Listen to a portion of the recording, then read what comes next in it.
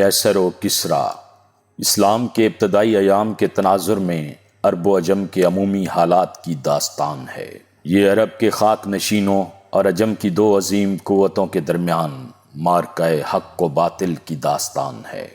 تو آئیے سنتے ہیں قسط نمبر 30۔ مرکز، جس کی زبان تھوڑی دیر کے لیے گنگ ہو چکی تھی، اب اپنے بیٹے پر سوالات کی بوچھاڑ کر رہا تھا۔ تم کہاں تھے؟ تم نے اپنے متعلق کوئی اطلاع کیوں نہ دی؟ یہاں کیسے پہنچے؟ اور تمہارے ساتھی کون ہیں؟ تم انہیں دروازے پر کیوں چھوڑ آئے ہو؟ جولیا بولی، وہ لڑکی کون ہے بھائی جان؟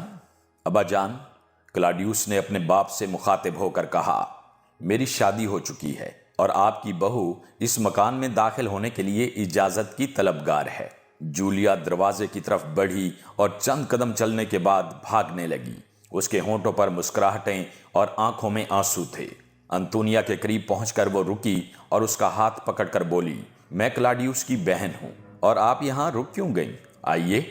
تھوڑی دیر بعد وہ سب مکان کے کشادہ کمرے میں بیٹھے ہوئے تھے اور کلاڈیوس اپنے باپ اور اپنی بہن کے ساتھ اپنے ساتھیوں کا تعارف کروا رہا تھا۔ جب عاصم کی باری آئی تو اس نے کہا، ابا جان، یہ میرے محسن ہیں۔ ان کی بدولت مجھے ایک بار نئی زندگی عطا ہوئی ہے اور دوسری بار اپنی کھوئی ہوئی آزادی واپس ملی ہے۔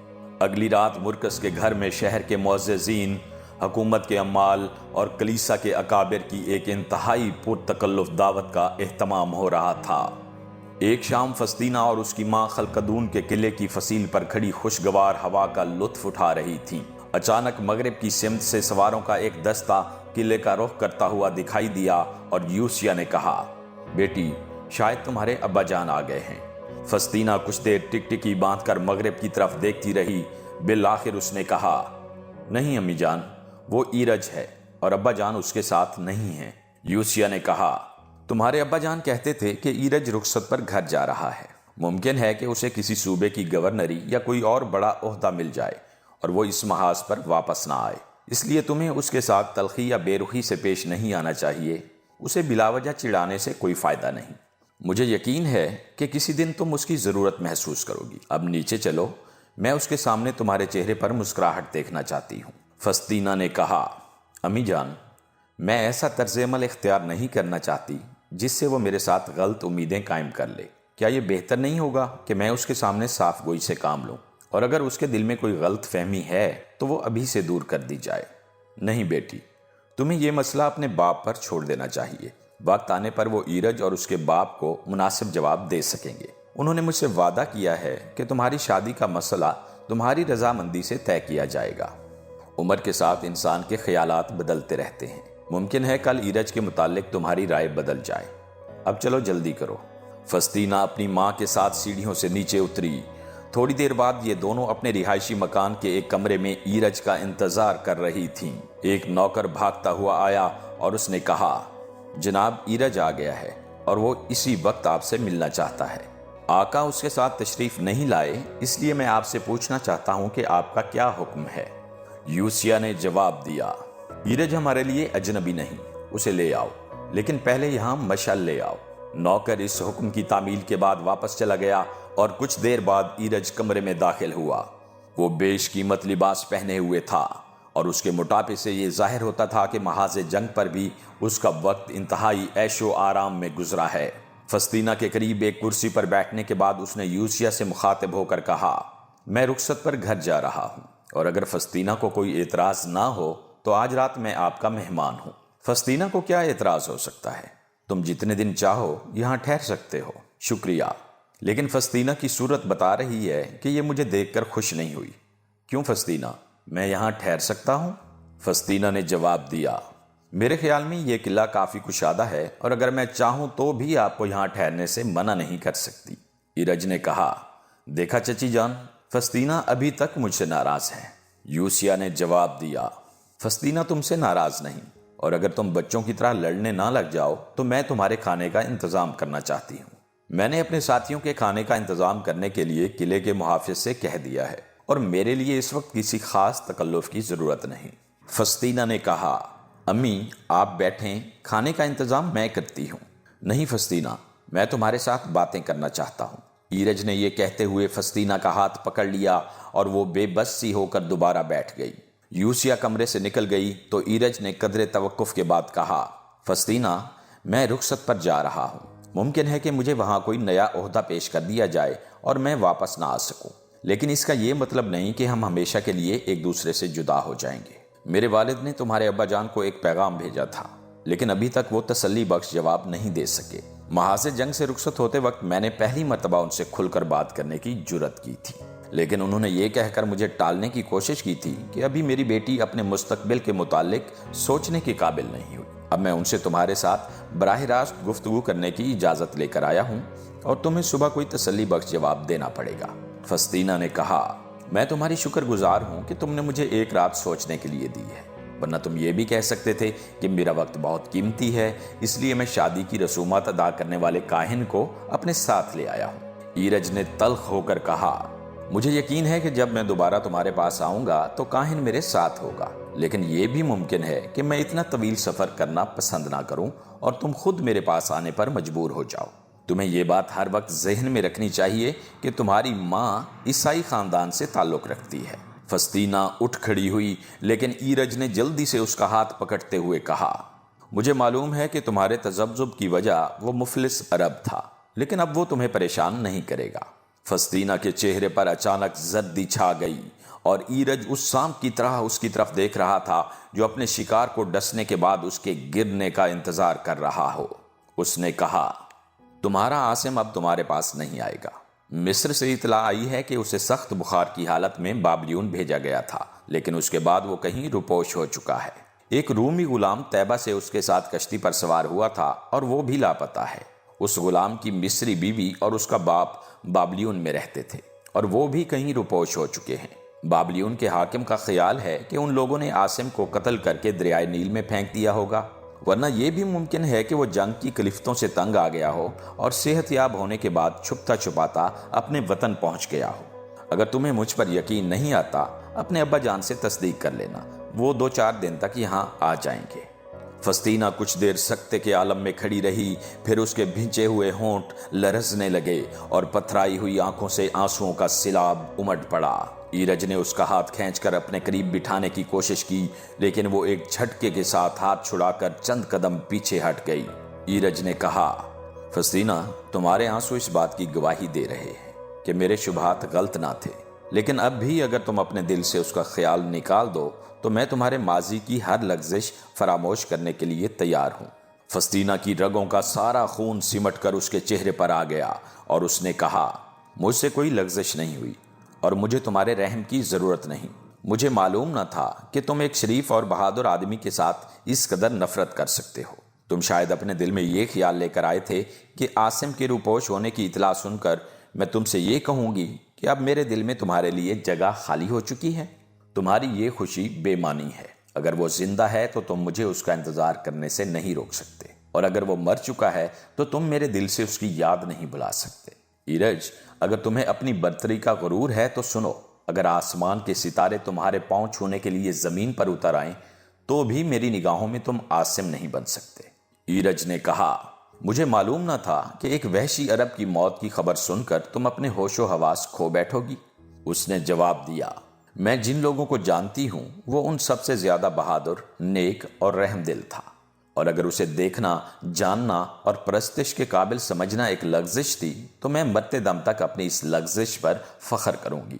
ایرج نے زخم خوردہ ہو کر کہا، فسطینہ، میں تمہیں چڑھانے کے لیے نہیں آیا تھا۔ میں جانتا ہوں کہ تم ایک احسان شناس لڑکی ہو اور تمہارے دل میں ایک ایسے شخص کے لیے احسان مندی کے جذبات کا بیدار ہونا ایک قدرتی بات ہے جس نے مصیبت کے وقت تمہاری اعانت کی تھی۔ تمہاری وجہ سے اسے میں بھی اپنا محسن سمجھتا تھا، لیکن اس کا یہ مطلب نہیں کہ ایک عرب ہمارے درمیان کھڑا ہو جائے۔ میں نے اگر تمہاری دل آزاری کی ہے تو اس کی وجہ صرف یہ ہے کہ تم بارہا اس کا نام لے کر مجھے چڑھانے کی کوشش کر چکی ہو۔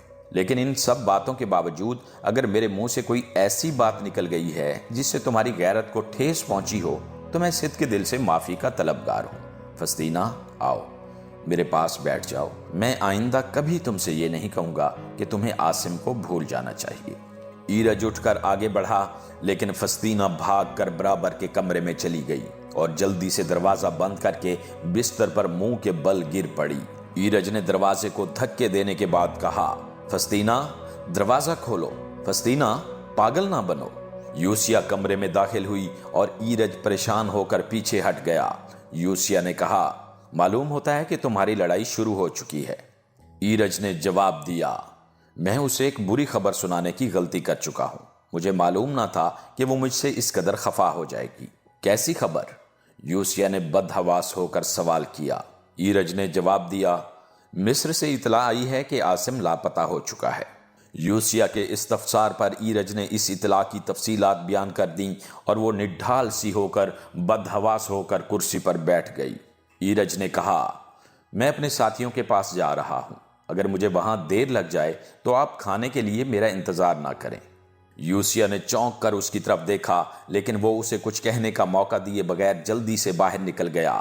یوسیہ کچھ دیر بے حس و حرکت بیٹھی رہی، پھر وہ اٹھ کر آگے بڑھی اور برابر کے کمرے کا دروازہ کھٹکھٹانے کے بعد فسطینہ کو آوازیں دینے لگی، فسطینہ دروازہ کھولو، فسطینہ، فسطینہ۔ کچھ دیر اسے اندر سے کسی جواب کی بجائے دبی دبی سسکیاں سنائی دیتی رہیں۔ پھر فسطینہ نے دروازہ کھول دیا اور روتی ہوئی اپنی ماں کے ساتھ لپٹ گئی۔ ماں نے بھرائی ہوئی آواز میں کہا، بیٹی میں کئی دن سے یہ محسوس کر رہی تھی کہ مصر سے کوئی بری خبر آنے والی ہے، اب تمہیں ہمت سے کام لینا چاہیے۔ وہ بولی، امی جان عاصم کا خون میری گردن پر ہے، میں نے ہی اسے میدان جنگ کا راستہ دکھایا تھا، اب صبر کے سوا کوئی چارہ نہیں بیٹی، کم از کم ایرج کے سامنے تمہیں حوصلے سے کام لینا چاہیے۔ فسطینہ نے جواب دیا، آج ایرج کی خوشنودی حاصل کرنے کے لیے مسکرانا میرے بس کی بات نہیں، اس دنیا میں میرے سوا عاصم کے لیے آنسو بہانے والا کون ہے؟ یوسیہ نے اسے تسلی دیتے ہوئے کہا، بیٹی اگر وہ مر چکا ہے تو تمہارے آنسو اسے واپس نہیں لا سکتے۔ امی جان میرا دل یہ گواہی دیتا ہے کہ وہ زندہ ہے، اسے زندہ رہنا چاہیے، بیٹی خدا کرے اس کی موت کی خبر غلط ہو۔ امی جان سچ کہیے، اگر وہ زندہ ہو اور یہاں پہنچ جائے تو آپ اپنے دل پر ایک بوجھ محسوس نہیں کریں گی؟ میں یہ محسوس کروں گی کہ قدرت نے اسے میری بیٹی کے آنسو پہنچنے کے لیے بھیجا ہے۔ میں تمہاری ماں ہوں فسطینہ، اور ایک ماں کی اس سے بڑی خواہش اور کیا ہو سکتی ہے کہ دنیا کی تمام نعمتیں اور زندگی کی ساری خوشیاں اس کی بیٹی کے قدموں میں ڈھیر کر دی جائیں۔ امی ایرج یہ محسوس کرتا ہے کہ اس کے راستے سے پہاڑ ہٹ گیا ہے، وہ آج بہت خوش تھا، لیکن آپ میرے ساتھ وعدہ کریں کہ آپ اس کی حوصلہ افزائی نہیں کریں گی۔ ایسے سنگ دل انسانوں کے ساتھ زندگی گزارنے کی بجائے میرے لیے ایک راہبہ بن جانا زیادہ آسان ہوگا۔ وہ آپ کا مہمان ہے، لیکن میرے پاس اس کی ضیافت کے لیے آنسوؤں کے سوا کچھ نہیں ہوگا۔ اس نے کئی بار مجھ کو یہ احساس دلانے کی کوشش کی ہے کہ ایران کا کوئی خاندان اسے ناراض کرنے کی جرت نہیں کر سکتا، اور اس کے نزدیک میری یا میرے والدین کی پسند یا ناپسند بے معنی ہے۔ اگر میرے ابا جان اس کے سامنے اس قدر بے بس ہیں تو میرا مر جانا بہتر ہے۔ تمہارے ابا جان ایرج کے خاندان سے بگاڑنا پسند نہیں کریں گے، لیکن اس کا یہ مطلب نہیں کہ انہیں کوئی مروب کر سکتا ہے۔ اگر ایرج تمہیں ناپسند ہے تو دنیا کی کوئی طاقت تمہیں اس کے ساتھ شادی کرنے پر مجبور نہیں کر سکتی۔ آپ کو معلوم ہے کہ مجھے مروب کرنے کے لیے اس کا آخری حربہ کیا تھا؟ وہ یہ کہنا چاہتا تھا کہ تم ایک عیسائی ماں کی بیٹی ہو، اس لیے میں جب چاہوں اپنی لونڈی بنا سکتا ہوں۔ یوسیہ نے کہا، مجھے یہ امید نہ تھی کہ وہ اس حد تک کمینگی پر اتر آئے گا، لیکن تمہیں پریشان نہیں ہونا چاہیے۔ اگر عیسائیت کے ساتھ ہمارا رشتہ تمہارے ابا جان کو کوئی نقصان پہنچا سکتا تو شہنشاہ ایران کے تمام سرداروں کو نظر انداز کر کے قسطنطنیہ فتح کرنے کی مہم ان کے سپرد نہ کرتا۔ شہنشاہ کے دربار میں تمہارے ابا جان کے حاسدوں سے یہ بات پوشیدہ نہیں کہ میں تھیوڈوسس کی بیٹی ہوں، لیکن جب تک شہنشاہ کو ہماری خدمات کی ضرورت ہے کوئی ہمارا بال بیکا نہیں کر سکتا۔ مجھے یقین نہیں آتا کہ ایرج ہماری برائی سوچ سکتا ہے، ممکن ہے کہ اس نے کسی بات پر چڑھ کر تمہیں پریشان کرنے کی کوشش کی ہو۔ بہرحال اب وہ رخصت پر جا رہا ہے، شاید وہیں اسے کوئی عہدہ مل جائے، اس لیے تمہیں غصے یا نفرت کے اظہار کی ضرورت نہیں۔ ممکن ہے کہ وہ گھر جا کر تمہارا خیال ہی چھوڑ دے اور ہمیں اس خاندان کے ساتھ بگاڑنے کی ضرورت ہی نہ پیش آئے۔ ماں اور بیٹی دیر تک باتیں کرتی رہیں۔ نوکر کھانا تیار کر چکے تھے، لیکن ایرج ابھی تک غیر حاضر تھا۔ یوسیہ نے کہا، اب بہت دیر ہو گئی ہے، میں نوکر کو بھیج کر اسے بلاتی ہوں۔ فسطینہ نے اٹھ کر کہا، امی مجھے بھوک نہیں، میں اپنے کمرے میں جاتی ہوں۔ بیٹی بھوک تو مجھے بھی نہیں، لیکن وہ برا مانے گا۔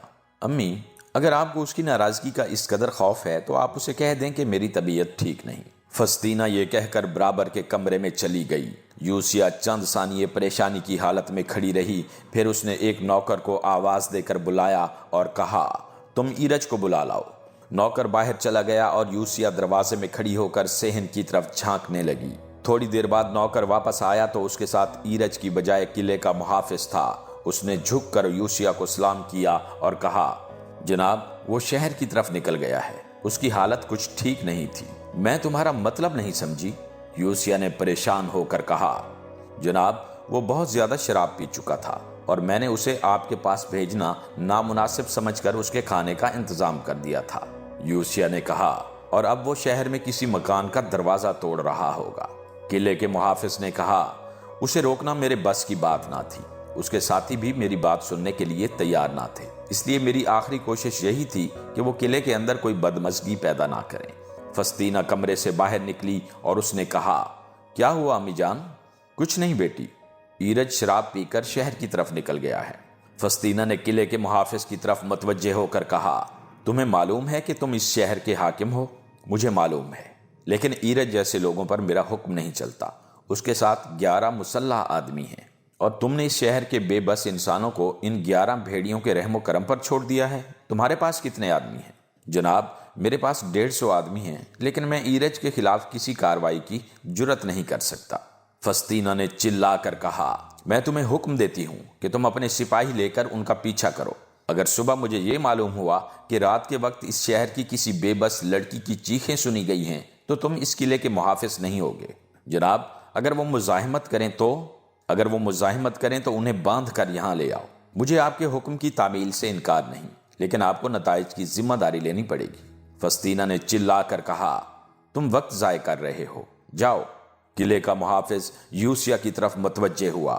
جناب آپ کا بھی یہی حکم ہے؟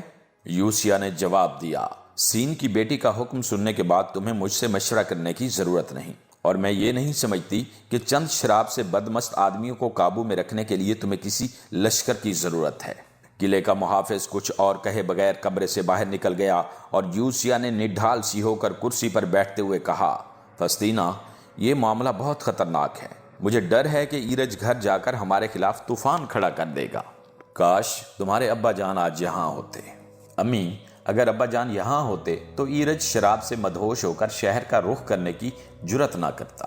مجھے یقین ہے کہ وہ قلعے کے محافظ پر یہ اعتراض نہیں کریں گے کہ تم نے ایرج اور اس کے ساتھیوں کو رات کے وقت لوگوں کے گھروں میں گھسنے سے کیوں روکا تھا۔ فرض کیجئے اگر شہر میں کوئی سرپھرا ایرج کو قتل کر دے تو قلعے کے محافظ سے یہ نہیں پوچھا جائے گا کہ تم نے ایک بے وقوف انسان کو خطرے سے بچانے کی کوشش نہیں کی۔ کیا اس سے قبل کئی بستیوں میں اس قسم کے واقعات پیش نہیں آئے؟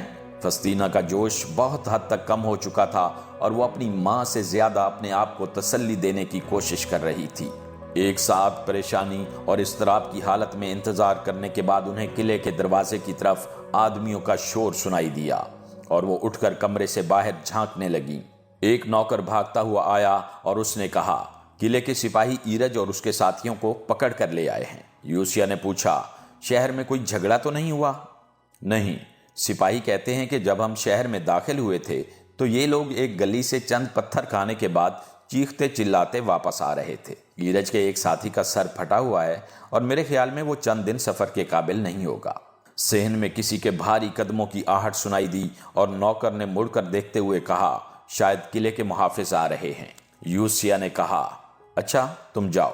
نوکر چلا گیا اور قلعے کے محافظ نے دروازے کے قریب پہنچ کر کسی تمہید کے بغیر کہا، جناب میں انہیں لے آیا ہوں اور مجھے خوش قسمتی سے ان کے ساتھ جھگڑا کرنے کی ضرورت پیش نہیں آئی۔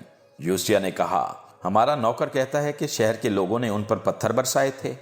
جی ہاں، اور یہ الٹے پاؤں واپس آ رہے تھے۔ ایرج نے ہمیں دیکھا تو اسے یہ غلط فہمی ہوئی کہ ہم اس کی مدد کے لیے آئے ہیں۔ اس نے مجھے کسی تاخیر کے بغیر حملہ کرنے کا حکم دیا، لیکن میں نے یہ کہہ کر انکار کر دیا کہ میں سپہ سالار کے حکم کے بغیر اس شہر کے باشندوں کے خلاف کوئی کارروائی نہیں کر سکتا۔ سچ پوچھئے تو مجھے شہر کے باشندوں سے قطعاً یہ توقع نہ تھی کہ وہ کسی ایرانی پر پتھر برسانے کی جرات کریں گے، لیکن قدرت کو شاید میری عزت رکھنا منظور تھی۔ میرے خیال میں انہوں نے یہی سمجھا ہوگا کہ ڈاکوؤں کی کوئی ٹولی آ گئی ہے۔ ایرج مجھ سے سخت خفا ہے اور اس نے مجھے بہت دھمکیاں دی ہیں، لیکن میں اسے سمجھا بجھا کر واپس لے آیا ہوں۔ اب وہ میری شکایت لے کر آپ کے پاس آنا چاہتا تھا، لیکن میں نے اسے یہ کہہ کر روک دیا ہے کہ آپ آرام کر رہی ہیں۔ اس کی باتوں سے معلوم ہوتا ہے کہ وہ الگ صبح یہاں سے روانہ ہو جائے گا۔ فسطینہ نے کہا، امی جان اس کے ساتھ بات کرنا پسند نہیں کریں گی، اور مجھے یہ بھی امید نہیں کہ شراب کا نشہ اترنے کے بعد وہ ہمارے سامنے آنے کی جرت کرے گا۔ قلعے کا محافظ ادب سے سر جھکا کر واپس چلا گیا، اور یوسیہ نے دروازہ بند کرنے کے بعد فسطینہ کا بازو پکڑ کر کہا، چلو بیٹی اب آرام کرو۔ فسطینہ کچھ کہے بغیر اس کے ساتھ دوسرے کمرے میں داخل ہوئی اور وہ دونوں اپنے بستر پر لیٹ گئیں۔ یوسیہ کچھ دیر باتیں کرنے کے بعد سو گئی، لیکن فسطینہ پچھلے پہر تک کروٹیں بدلتی رہی۔ بالآخر اسے نیند آ گئی۔ اگلے دن وہ بیدار ہوئی تو کمرے کے رزون سے سورج کی شعاعیں آ رہی تھیں اور یوسیہ اس کے بستر کے قریب کھڑی تھی۔ یوسیہ نے کہا، اٹھو بیٹی اب دوپہر ہونے والی ہے۔ فسطینہ اٹھ کر بیٹھ گئی اور کچھ دیر خاموشی سے اپنی ماں کی طرف دیکھتی رہی۔ بالآخر اس نے پوچھا، وہ چلا گیا ہے؟ وہ صبح ہوتے ہی چلا گیا تھا، اور تمہارا خیال درست تھا، اس نے میرے پاس آنے کی جرت نہیں کی۔ فسطینہ نے کہا، امی عاصم زندہ ہے، میں نے اسے خواب میں دیکھا ہے۔ یوسیہ نے قریب بیٹھ کر فسطینہ کا سر اپنی گود میں رکھتے ہوئے کہا، بیٹی خدا کرے وہ زندہ ہو۔ بازنطینی سلطنت ایشیا اور افریقہ کے محاذوں پر ایرانیوں کے ہاتھوں پے در پے شکست کھانے کے بعد یورپ میں بھی ایک انتہائی تشویشناک صورتحال کا سامنا کر رہی تھی۔ یہاں قسطنطین اعظم کے جانشین کسی منظم سلطنت یا لشکر کی بجائے ان خانہ بدوش وحشیوں کے ایک نئے طوفان کا سامنا کر رہے تھے جو گزشتہ صدیوں میں بارہا وسط ایشیا سے نکل کر کبھی بحیرہ خزر اور بحیرہ اسود کے جنوبی اور کبھی شمالی علاقوں کو رونتے ہوئے یورپ کو تباہی اور بربادی کا پیغام دیا کرتے تھے۔ شکاریوں اور چرواہوں کی اس قوم کو جب اپنی بڑھتی ہوئی آبادی کے لیے وسائل حیات کی کمی محسوس ہونے لگتی تو وہ نئی زمینوں کی تلاش میں نکل پڑتے، اور پھر جب وہ مہذب اور ترقی یافتہ علاقے ان کے راستے میں آتے، وہاں تہذیب و تمدن کے سارے چراغ بجھا دیے جاتے، لہلہاتے کھیت، سرسبز باغات ویران ہو جاتے، اور خوشحال بستیوں اور پر رونق شہروں کی جگہ راکھ کے ڈھیر اور لاشوں کے انبار دکھائی دیتے۔ پھر یہی خانہ بدوش کچھ مدت لوٹ مار پر گزارا کرنے کے بعد آہستہ آہستہ آرام اور فراغت کی زندگی کے عادی ہو جاتے، اپنے آبائی وطن کی برفانی ہواؤں اور بنجر زمینوں کی بجائے مفتوحہ علاقوں کی زرخیزی، موسموں کا اعتدال اور وسائل حیات کی فراوانی کے باعث ان کی سخت کوشی اور جفا کشی تن آسانی اور عافیت پسندی میں تبدیل ہونے لگتی۔ بوسیدہ کھالوں کے جھونپڑے کشادہ مکانوں سے بدل دیے جاتے، خانہ بدوشی کی جگہ مدنیت کا شعور ابھرنے لگتا، مکان بستیوں اور بستیاں شہروں میں تبدیل ہو جاتی، شکاری اور چرواہے کسان بن جاتے اور چراگاہوں اور ویرانوں کی جگہ کھیت اور باغات دکھائی دینے لگتے۔ لیکن پھر صحرائے گوبی اور منگولیا کی وسعتوں سے ننگے اور بھوکے انسانوں کا کوئی اور قافلہ اٹھتا، اور یہ مہذب، تن آسان اور عافیت پسند لوگ وحشت اور بربریت کے ایک نئے سیلاب کے سامنے تنکوں کے انبار ثابت ہوتے۔ روم اور ایران کی جنگوں کے اس دور میں خانہ بدوشوں کے جو قبائل مشرقی یورپ کو ہڑپ کرنے اور اطالیہ کو آگ و خون کا پیغام دینے کے بعد تھریس کی حدود میں داخل ہو چکے تھے، شاید ان تمام قبائل سے زیادہ خونخوار تھے جنہوں نے گزشتہ ادوار میں مغرب پر جلغار کی تھی، اور بازنطینی سلطنت پر ایک کاری ضرب لگانے کے لیے جو سازگار حالات ان لوگوں نے دیکھے تھے وہ شاید کسی اور نے نہیں دیکھے۔ رومی عقاب زخمی ہو چکا تھا، ایرانیوں نے اس کے پر نوچ لیے تھے، اب اسے ہلاک کرنے کے لیے کسی جرت یا ہمت کی ضرورت نہ تھی۔ آوار قبائل کا خاقان دریائے ڈنوب سے نکل کر اطالیہ تک ہزاروں بستیاں تباہ کرنے اور لاکھوں انسانوں کو موت کے گھاٹ اتارنے کے بعد ہرکلیہ کے قریب ڈیرے ڈالے ہوئے تھا۔ مشرقی یورپ سے تباہ حال لوگوں کے قافلے قسطنطنیہ اور اس کے مضافات میں پناہ لے رہے تھے۔ یہ لوگ اپنے ساتھ تاتاریوں کی درندگی اور صفاقی کی جو داستانیں لائے تھے اس کے باعث شہر میں سراسیمگی پھیلی ہوئی تھی، اور ہر آن یہ خطرہ محسوس کیا جا رہا تھا کہ اچانک کسی وقت گرد و غبار کے بادلوں سے وحشیوں کا لشکر نمودار ہوگا اور مضافات کی بستیوں سے لے کر کیسر کے محل تک لاشوں کے ڈھیر لگ جائیں گے۔ افریقہ اور ایشیا میں اپنے زرخیز علاقوں سے محروم ہونے کے باعث قسطنطنیہ کے عوام پہلے ہی قحط کا سامنا کر رہے تھے۔ اب پناہ گزینوں کی بڑھتی ہوئی تعداد کی وجہ سے بھوک اور افلاس کا مسئلہ زیادہ تشویشناک صورت اختیار کر چکا تھا۔ کیسر کی مایوسی اور بددلی انتہا کو پہنچ چکی تھی۔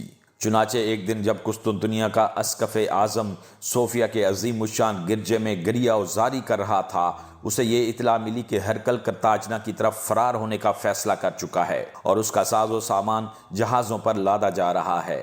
سرجیس کرب و اضطراب کے عالم میں گرجے سے نکلا اور کانپتا ہوا قیصر کے محل میں داخل ہوا۔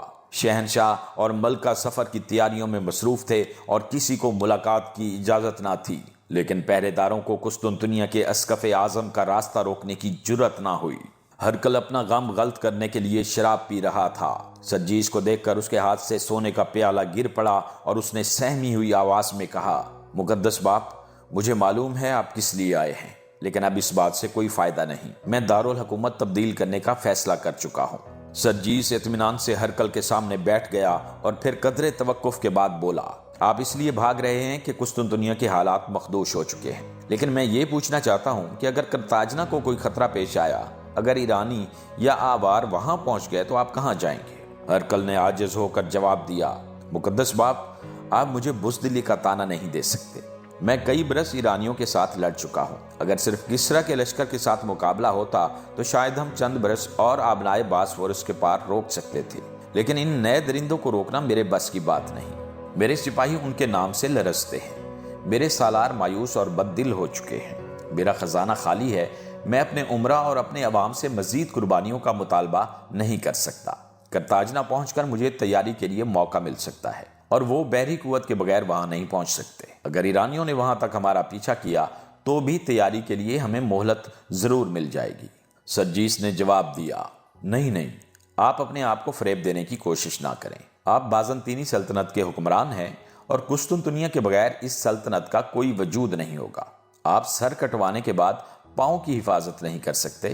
آپ ان لوگوں کو دشمن کے رحم و کرم پر نہیں چھوڑ سکتے جن کے بیٹوں اور بھائیوں نے آرمینیا، شام اور مصر کے میدانوں میں آپ کے جھنڈے تلے جانے دی ہیں۔ اگر آپ نے یہ غلطی کی تو قرطاجنہ کے لوگ آپ کے لیے اپنے خون کا ایک قطرہ بہانے کے لیے تیار نہیں ہوں گے۔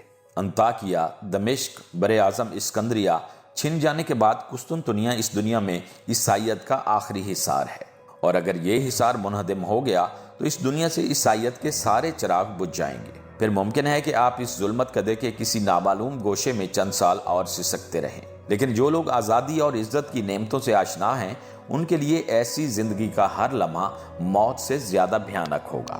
لیکن مجھے یقین ہے کہ وہ ہرقل جسے میں جانتا ہوں، جس کی فتح اور نصرت کے لیے آج ہر خانقاہ اور ہر گرجے میں دعائیں مانگی جاتی ہیں، جسے قدرت نے بدترین حالت میں ہمارا محافظ بنا کر بھیجا تھا اور جس کے سر پر میں نے اپنے ہاتھوں سے تاج رکھا تھا، مجھے خدا اور اس کے بندوں کے سامنے شرمسار نہیں کرے گا۔ ہرقل نے نڈھال سا ہو کر سرجیس کی طرف دیکھا اور کہا، مقدس باپ، آپ کیا چاہتے ہیں؟ میں کیا کر سکتا ہوں؟ شاید آپ کو معلوم نہیں کہ سینٹ کے ارکان کی اکثریت میرے فیصلے کی تائید کر چکی ہے۔ سرجیس نے جواب دیا، سینٹ کے ارکان کی اکثریت کی تائید سے ایک غلط فیصلہ صحیح نہیں ہو سکتا، لیکن میں یہاں اس مسئلے پر بحث نہیں کروں گا۔ میں صرف یہ چاہتا ہوں کہ آپ میرے ساتھ سینٹ صوفیہ کے مقدس گرجے میں تشریف لے چلیں۔ مجھے یقین ہے کہ وہاں بزرگان دین کی روحیں ہماری رہنمائی کریں گی۔ ہرقل تذبذب کی حالت میں ادھر ادھر دیکھنے لگا۔ سرجیس اٹھا اور آگے بڑھ کر ادب کے ساتھ اس کا ہاتھ پکڑتے ہوئے بولا، آئیے۔